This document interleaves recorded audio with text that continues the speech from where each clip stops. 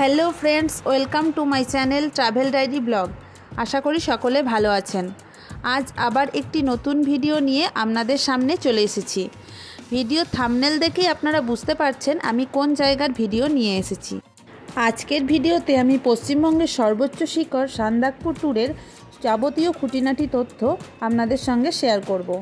এই ট্যুরটি কদিনের করবেন, কিভাবে পৌঁছাবেন এবং কোথা থেকে গাড়ি বুক করবেন, কোথায় থাকবেন, খাবার দাবার কোথায় খাবেন, সমস্ত কিছু তথ্য আমি এই ভিডিওতে আপনাদের সঙ্গে শেয়ার করব। তাহলে ভিডিওটি শেষ পর্যন্ত দেখতে থাকুন।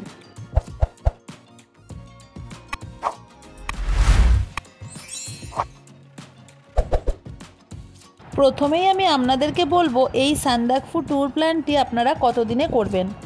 আপনারা এই সান্দাকফু ট্যুর প্ল্যানটি 2 রাত্রি 3 দিনের করতে পারেন। আর যদি আপনাদের সান্দাকফুর সঙ্গে ফালুট যাবার প্ল্যান থাকে তাহলে ট্যুর প্ল্যানটি 3 রাত্রি 4 দিনের করতে হবে। এছাড়া যারা ট্রেকিং করতে পছন্দ করেন তারা মানেভঞ্জন থেকে ট্রেকিং করেও সান্দাকফু পৌঁছাতে পারেন, কারণ সান্দাকফু একটি অতি জনপ্রিয় ট্রেকিং রুট। তাই আপনারা চাইলে ট্রেকিং করেও এখানে যেতে পারেন। প্রতি বছর বহু পর্যটক এখানে ট্রেকিং করে পৌঁছায়। সেক্ষেত্রে আপনাদেরকে প্রথমে মানেভঞ্জন এসে সেখান থেকে গাইড নিয়ে ট্রেক করতে হবে, টাইমটাও বেশি লাগবে। এবার বলি যারা গাড়িতে করে এই ট্যুরটি করতে চাইছেন তারা কিভাবে সান্দাকফু পৌঁছাবেন। প্রথমেই শিয়ালদা বা হাওড়া থেকে নর্থ বেঙ্গলগামী যে কোনো ট্রেন ধরে চলে আসুন শিলিগুড়ি অথবা এনজেপি স্টেশনে। যে ট্রেনগুলি সকাল সকাল এনজেপি অথবা শিলিগুড়ি পৌঁছায় সেই ট্রেনগুলি ধরে আসার চেষ্টা করুন। ট্রেনে করে এসে স্টেশনে পৌঁছে স্টেশনের বাইরে থেকে প্রথমেই আপনারা আপনাদের ব্রেকফাস্ট সেরে নিন। এরপর একটি গাড়ি বুক করে নিয়ে পৌঁছে যান মানেভঞ্জন, যেটি হলো সান্দাকফু পৌঁছানোর প্রথম প্রবেশদ্বার।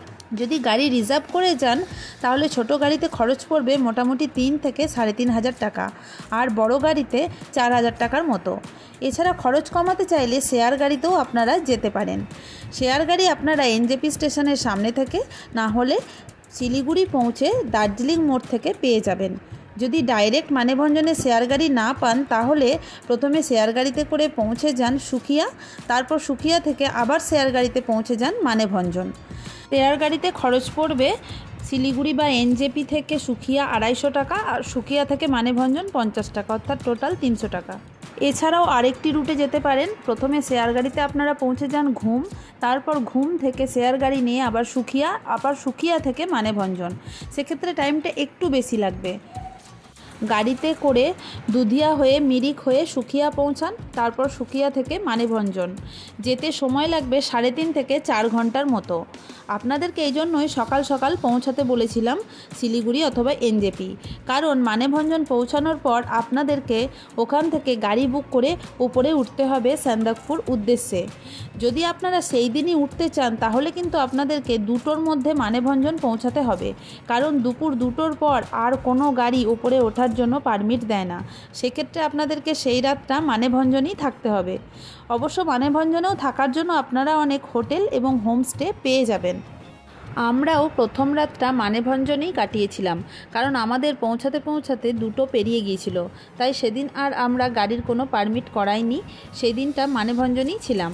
মানেভঞ্জনে যে সমস্ত হোটেল বা হোমস্টেগুলি রয়েছে সেগুলোর খরচ মোটামুটি per day per head fooding lodging নিয়ে 900 থেকে 1200 টাকার মতো। সিজন ওয়াইজ রেটটা কিন্তু চেঞ্জ হয়, তাই আপনারা এসে কথা বলে নেবেন অথবা আগে থেকেও বুক করে আসতে পারেন। মানেভঞ্জন পৌঁছাতে পৌঁছাতে অনেকটা বেলা হয়ে গেলে এসে আপনারা প্রথমেই হোটেল বা হোমস্টেতে চেক ইন করে ফ্রেশ হয়ে লাঞ্চ সেরে নিন। তারপরে একটু রেস্ট নিয়ে বিকালবেলায় পায়ে হেঁটে ঘুরে দেখে নিতে পারেন মানেভঞ্জন। ছোট্ট একটা জায়গা, সামনে 2-1টা দোকান আছে, সেখান থেকে আপনারা চাইলে কিছু কেনাকাটাও করে নিতে পারেন। কারণ যদি আপনাদের কিছু কেনাকাটা করার থাকে তাহলে এখান থেকেই করতে হবে, কারণ এরপর ওপরে উঠলে আর কোনো দোকান পাবেন না, আর জিনিসপত্রের দামও অনেক বেড়ে যাবে। তাই খাবার দাবারের শুকনো জিনিস, জল, এগুলো আপনারা এখান থেকেই কিনে নেবেন। মানেভঞ্জনের আরেকটি মজার জিনিস হলো রাস্তার এক পাড়টা হলো ইন্ডিয়া আর এক পাড়টা হলো নেপাল। বেশ সুন্দর দেখতে লাগে। এখানে সামনেই রয়েছে একটি শিব মন্দির, এটি আপনারা পায়ে হেঁটে ঘুরে দেখে নিতে পারেন। আর শিব মন্দিরের পাশ দিয়েই একটা সিঁড়ি রয়েছে, সেই সিঁড়ি দিয়ে ওপরে উঠলেই রয়েছে একটা খুব সুন্দর বৌদ্ধ স্তূপা, সেটিও কিন্তু আপনারা ঘুরে দেখে নিতে পারেন, বেশ ভালোই লাগবে। এছাড়া মানেভঞ্জনে আর তেমন কিছু ঘুরে দেখার মতো নেই। তবে ওয়েদার যদি ক্লিয়ার থাকে তাহলে এখান থেকে কিন্তু খুব সুন্দর পাহাড়ের ভিউ পাওয়া যায়। কিন্তু আমরা যখন গেছিলাম দেখতেই পাচ্ছেন চারিদিকের কেমন ওয়েদার, পুরো মেঘে ভর্তি, কুয়াশা মেঘ যাই বলবেন তাতেই ভর্তি ছিল, তাই চারিপাশে ভালো করে কিছুই দেখা যাচ্ছিল না। তবে একটা অদ্ভুত রোমাঞ্চকর ফিলিংস হচ্ছিল এই স্তূপার উপরে উঠে, সেরকমই হাওয়াও দিচ্ছিল। তো ওয়েদার ক্লিয়ার থাকলে কিন্তু এখান থেকে খুব সুন্দর ভিউ পাওয়া যায়। আর এই যে দেখতে পাচ্ছেন এটি হলো একটি রডোডেনড্রন গাছ। ঘোরা হয়ে গেলে হোমস্টেতে ফিরে চলে আসুন, তারপর সন্ধ্যেটা নিজেদের মতো মজা করে কাটিয়ে তাড়াতাড়ি রাত্রের ডিনার সেরে নিন, কারণ পরদিন সকাল সকাল উঠেই কিন্তু আসল জার্নি শুরু হবে। পরের দিন সকাল সকাল ঘুম থেকে উঠে রুমের ব্যালকনি থেকেই কিন্তু এরকম একটা সুন্দর ভিউ পেতে পারেন, কিন্তু যতটা সুন্দর পাওয়ার কথা ততটা পাওয়া যাচ্ছে না, কারণ যখন গেছিলাম এতই মেঘলা যে চারিদিক মেঘে ঢাকা। তো ওয়েদার ক্লিয়ার থাকলে খুব সুন্দর দেখতে লাগে। যাই হোক, সেই সমস্ত কিছু দেখে নিয়ে প্যাকিং করে নিয়ে ব্রেকফাস্ট সেরে নিন, তারপর বেরিয়ে পড়ুন কাউন্টারে লাইন দেওয়ার জন্য। পাশেই রয়েছে কাউন্টার, এই কাউন্টার থেকেই সমস্ত ডকুমেন্টস দেখিয়ে আপনারা আপনাদের পারমিট করিয়ে নিন। পারমিট করানোর জন্য আপনাদের ভোটার কার্ড অথবা আধার কার্ডের জেরক্স জমা দিতে হবে। আর এখানে সান্দাকফু যাওয়ার জন্য দু ধরনের গাড়ি পাওয়া যায়, এক হলো এখানকার ঐতিহ্যবাহী ল্যান্ড রোভার, আর দুই হলো বোলেরো। এই জন্য এই জায়গাটিকে ল্যান্ড অফ ল্যান্ড রোভারও বলা হয়ে থাকে। তো আপনারা আপনাদের পছন্দ মতো যে কোনো গাড়ি বুক করতে পারেন, দুটি গাড়িরই খরচ কিন্তু একই। তবে আমরাও প্রথমে ভেবেছিলাম ল্যান্ড রোভার গাড়িতে যেহেতু প্রচুর ঝাঁকুনি হয় তাই বোলেরো বুক করব, কিন্তু তারপর দেখলাম রাস্তার অবস্থা এতটাই খারাপ যে ল্যান্ড রোভার বুক করাটাই ভালো, তাই আমরা শেষ পর্যন্ত ল্যান্ড রোভার বুক করেই গিয়েছিলাম। ল্যান্ড রোভার গাড়িতে যাওয়াটাই রাস্তাতে অনেকটাই সেফ। এরপর আমি বলি ল্যান্ড রোভার অথবা বোলেরো বুকিংয়ের কত খরচ পড়বে। আপনারা কতদূর পর্যন্ত যাচ্ছেন এবং কটা নাইট স্টে করছেন তার উপরে কিন্তু ডিপেন্ড করছে এই খরচটা। তো তার একটা চার্ট আছে, সেই চার্টটি আমি আপনাদেরকে দিয়ে দিচ্ছি, তাহলে আপনারা একটা পরিষ্কার ধারণা পেয়ে যাবেন।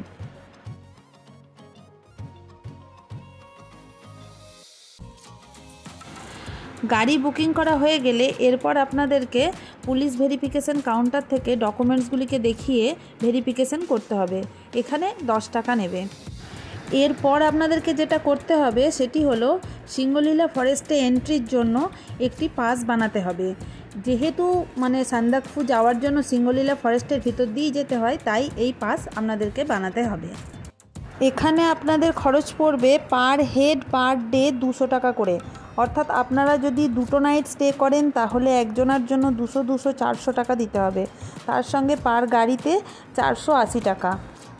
এই পাসটি বানানো হয়ে গেলে এরপর আপনাদের এখানের কাজ আপাতত শেষ। এরপর আপনার গাড়ি করে বেরিয়ে পড়ুন সান্দাকফুর উদ্দেশ্যে।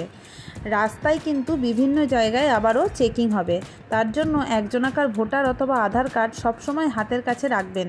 সবসময়ই দেখবে এবং তার ফোন নাম্বার নেবে, তার নামও জানতে চাইবে। বিভিন্ন জায়গায় এই চেকিং চলবে। আর তার সঙ্গে পারমিটের কাগজগুলি কিন্তু খুব যত্ন করে রেখে দেবেন, কারণ ফেরার দিনও ওই কাগজগুলি ওরা আবার দেখতে চাইবে। এরপর গাড়ি আঁকামাঁকা রাস্তা বেয়ে ওপরের দিকে উঠতে থাকবে। গাড়ি এসে প্রথমেই যেখানে থামবে সেই জায়গাটির নাম হলো চিত্রে। এখানে রয়েছে খুব সুন্দর চিত্রে ভ্যালি, তার সঙ্গে একটি খুব পুরনো মনাস্ট্রি। তাই আপনারা এই সুন্দর চিত্রে ভ্যালি এবং মনাস্ট্রিটি কিছুক্ষণ ঘুরে দেখে নিন, কিছুক্ষণ সময় এখানে কাটান, তারপরে আবার এগিয়ে চলুন সান্দাকফুর উদ্দেশ্যে। অনেকে আবার এখানে একটা রাত কাটিয়েও থাকেন, আপনারাও চাইলে থাকতে পারেন। এখানে থাকার জন্য রয়েছে বেশ কিছু হোমস্টে। এরপর নেক্সট গাড়ি যেখানে এসে দাঁড়াবে সেই জায়গাটির নাম হলো লামেধুরা। তবে এই প্রত্যেকটি জায়গার যে নামগুলি আমি বলছি, এই জায়গাগুলিতে কিন্তু আপনারা আপনাদের গাড়িকে দাঁড়াতে বলবেন, না হলে কিন্তু ওনারা অনেক সময় দাঁড়াতে চায় না, কারণ এই জায়গাগুলিও খুব সুন্দর। তাই রাস্তায় কিছুটা করে সময় ধরে এই জায়গাগুলি আপনারা দেখে যাবেন, খুবই ভালো লাগবে। আপনারা দেখতেই পাচ্ছেন লামেধুরার চারিপাশের ভিউ কত সুন্দর। এখানেও থাকার জন্য 2-1টা হোমস্টে রয়েছে, এখানেও কিন্তু অনেকে নাইট স্টে করেন। চারিপাশের ভিউটা আপনাদেরকে দেখাচ্ছি, একটু দেখুন। যদিও আমরা যে সময় গেছিলাম সে সময় ওয়েদার খুবই খারাপ ছিল, খুবই মেঘলা ছিল। তার দুদিন আগেই সান্দাকফুতে প্রচুর স্নোফল হয়েছে, রাস্তায় পুরো বরফে ভর্তি। চলুন ভিডিওটা শেষ পর্যন্ত দেখুন, আপনাদেরকে সবই দেখাচ্ছি। এরপরে নেক্সট স্টপ হলো মেঘের দেশ মেঘমা। দেখতেই পাচ্ছেন চারিদিকে কত মেঘ রয়েছে, প্রত্যেকটা জায়গাতেই মেঘে ভর্তি রয়েছে। আমরা যে সময় গেছিলাম এখানেও রয়েছে খুব সুন্দর মনাস্টারি, এটিও ঘুরে দেখতে পারেন। এরপর আমরা এসে পৌঁছালাম টুংলু। এখানে দু একটা হোমস্টে রয়েছে, তার সঙ্গে রয়েছে টুংলু টেকার্স হাট, যেটি আপনারা বুক করতে পারেন কলকাতার সল্টলেক থেকে। এই সান্দাকফু ট্যুরের প্রথম রাতটা অনেকেই এই টুংলুতে নাইট স্টে করে থাকেন, আপনারাও চাইলে করতে পারেন।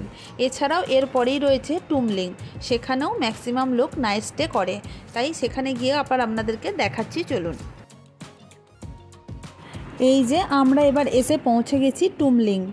তো আমাদের ট্যুর প্ল্যানে প্রথম রাতটা এখানেই কাটানোর কথা ছিল, কিন্তু আমাদের পৌঁছাতে যেহেতু দুটো পার হয়ে গিয়েছিল, তাই আমরা প্রথম রাতটা মানেভঞ্জনে কাটিয়েছিলাম।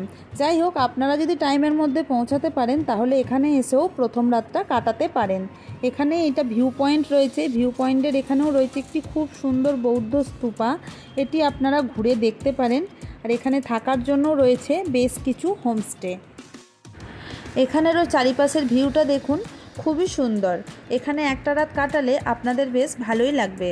এখানে থাকার জন্য রয়েছে বেশ কিছু হোমস্টে, তার মধ্যে সিদ্ধার্থ লজ, শিখর লজ, এগুলি বেশ নামকরা। এই যে পাশাপাশি রয়েছে সিদ্ধার্থ লজ এবং শিখর লজ। এছাড়া যে ভিউ পয়েন্টটি দেখালাম, যেখানে একটি বৌদ্ধ স্তূপা রয়েছে একটু উপরের দিকে, তার পাশেও কিন্তু থাকার জন্য একটি হোমস্টে আছে, তাই আপনারা যে কোনো একটা বুক করে থাকতে পারেন। টুমলিং পেরিয়ে কিছু দূর আসার পরেই আমরা চলে এলাম সিঙ্গলীলা ন্যাশনাল পার্কের এন্ট্রি গেটের সামনে। এখানে কিন্তু আপনাদের সিঙ্গলীলা ন্যাশনাল পার্কে এন্ট্রির যে পারমিটগুলি করিয়েছিলেন সেগুলি দেখাতে হবে। এছাড়া রাস্তার বিভিন্ন জায়গায় চেকিং তো চলছেই, এইখানে পারমিটের কাগজগুলি দেখিয়ে এন্ট্রি করতে হবে। এই সিঙ্গলীলা ন্যাশনাল পার্কে এন্ট্রি করার পর প্রায় 7 কিলোমিটার রাস্তা আপনাদেরকে এরকম ঘন জঙ্গলের মধ্যে দিয়ে যেতে হবে। এই সময় যদি আপনারা একটু ভালোভাবে নজর রাখেন আর যদি ভাগ্যে থাকে তাহলে এখানের বিখ্যাত রেড পান্ডার দেখাও মিলতে পারে। এই 7 কিলোমিটার জঙ্গলের রাস্তা পার করে আসার পরই আপনারা এসে পৌঁছাবেন গৌরীবাস। এইখানে এসেই মোটামুটি ভালো রাস্তা শেষ, তারপর শুরু হবে বোল্ডারময় রাস্তা, অর্থাৎ অফ রুটিং। এখান থেকে দুটো রাস্তা রয়েছে, একটা হলো ইন্ডিয়ার মধ্যে দিয়ে যাওয়ার রাস্তা, একটা হলো নেপালের মধ্যে দিয়ে যাওয়ার রাস্তা। নেপালের রাস্তাটা ধরেই সাধারণত গাড়িগুলি গিয়ে থাকে, কারণ এই রাস্তাটা তুলনামূলকভাবে ভালো। এরপর এই অফ রুটিং করে আপনাদেরকে পৌঁছাতে হবে কালীপোখরি। আমরা গৌরীবাস থেকে কালীপোখরি এসে পৌঁছে গেছি, এটি হলো কালীপোখরি। আমরা আজকের রাতটা অর্থাৎ দ্বিতীয় দিন রাতটা এই কালীপোখরিতেই স্টে করব। তার একটা কারণ আছে, কারণটা আমি একটু পরে বলছি, ভিডিওর সঙ্গে থাকুন। কালীপোখরিতে হাতে গোনা বেশ কয়েকটি হোমস্টে রয়েছে, তার মধ্যে আমরা বুকিং করেছিলাম পান্ডিম হোমস্টে। এইখানেতেই আমরা আজকের রাতটা কাটাবো। থাকা খাওয়া নিয়ে পার হেড খরচ পড়েছিল 1200 টাকা করে। এখানে আপনাদেরকে একটা কথা বলে রাখি, কালীপোখরি পৌঁছানো মানেই হলো আপনারা নেপালের মধ্যে পৌঁছে গেলেন। এইখান থেকে কিন্তু আপনাদের ফোনে আর কোনো নেটওয়ার্ক থাকবে না। ফোন কারোর সঙ্গে যোগাযোগ করার একমাত্র মাধ্যম হলো হোমস্টের ওয়াইফাই থেকে কল করা, এছাড়া আর কোনো উপায় নেই। হোমস্টেতে পৌঁছাতে আমাদের বেশ বেলাই হয়ে গিয়েছিল, তাই আমরা একটু ফ্রেশ হয়ে লাঞ্চ সেরে নিলাম, তারপর পায়ে হেঁটে কালীপোখরি ঘুরতে বেরোলাম। সারাদিনের মেঘ কাটিয়ে বিকালের দিকে একবার সূর্যের দেখা পেলাম, সেই অস্তমিত অবস্থায় সূর্যের দেখা। ধীরে ধীরে অস্ত যেতে বসেছে, সেই সময়ই আমরা একটু সূর্যের মুখ সেদিন দেখতে পেয়েছিলাম, বাকি সারাদিন মেঘলা।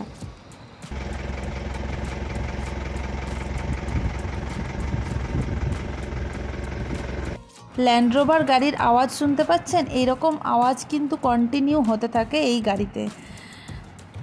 যাই হোক, সামনের রাস্তাটারও অবস্থা আপনারা দেখতে পাচ্ছেন, একদম পাথরে ভর্তি। এই রাস্তাতে কিন্তু উপযুক্ত গাড়ি একমাত্র ল্যান্ড রোভার। তৃতীয় দিন সকাল সকাল ঘুম থেকে উঠে ব্রেকফাস্ট সেরে কালীপোখরি থেকে আমরা বেরিয়ে পড়লাম সান্দাকফুর উদ্দেশ্যে। আজকেও দেখতে পাচ্ছেন আকাশের মুখ ভার, চারিদিকে মেঘে ভর্তি। কখনো কখনো হালকা বৃষ্টিও হচ্ছে। রাস্তার অবস্থাও দেখতে পাচ্ছেন খুবই খারাপ, এমনিতেই রাস্তা খারাপ, তার মধ্যে বৃষ্টি পড়ে পুরো স্লিপারি হয়ে গেছে।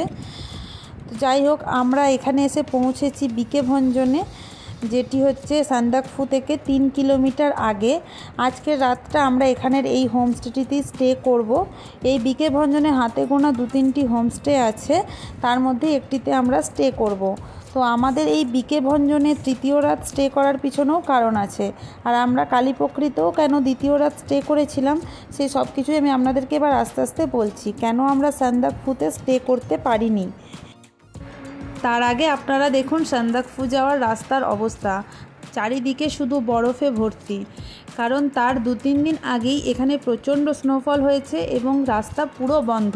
বিকে ভঞ্জন পর্যন্তই গাড়ি যাচ্ছিল এবং তারপর গাড়ি যাওয়ার আর কোনো পারমিশন ছিল না। তাই আমাদেরকে বাধ্য হয়েই দ্বিতীয় রাত্রি কালীপোখরি এবং তৃতীয় রাত্রি বিকে ভঞ্জনে স্টে করতে হয়েছিল।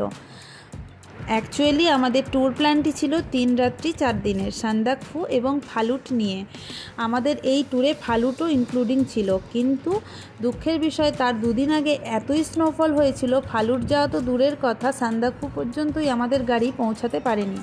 কিন্তু তাতে কি, গাড়ি পৌঁছালো না তো তাতে কি হয়েছে, আমরা কিন্তু বিকে ভঞ্জন থেকে 3 কিলোমিটার ট্রেক করে সান্দাকফু পর্যন্ত পৌঁছেছিলাম। তাতে করে হয়তো এখানকার যে অসাধারণ ক্লিয়ার ভিউ সেটা আমরা পাইনি, কিন্তু চারিদিকে যেভাবে বরফ পেয়েছিলাম সেই দৃশ্য দেখে যেন মনে হচ্ছিল আমরা কাশ্মীরেই পৌঁছে গেছি।